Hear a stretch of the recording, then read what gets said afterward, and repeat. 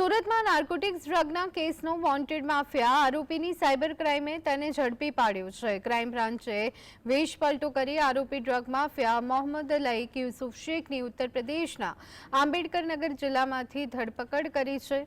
આરોપી drug mafia Mohammad આંતરરાજ્ય drug mafia તરીકે ઓળખાય છે।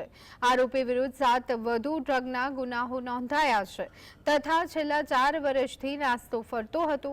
આરોપી મહારાષ્ટ્રના મુંબઈ ખાતેથી પોતાનું ડ્રગ નેટવર્ક ઓપરેટ કરતો હતો તથા સુરત શહેરના પોતાના પેડલર્સને એમડી ડ્રગ સપ્લાય કરતો હતો। પોલીસે હાલ આરોપીની ધરપકડ કરી વધુ તપાસ હાથ ધરી છે।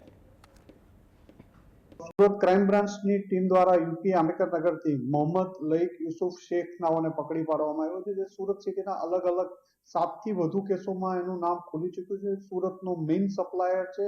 7 થી વધુ કેસોમાં એ વોન્ટેડ તરીકે છેલ્લા 3 વર્ષથી એનું નામ ચાલતું હતું।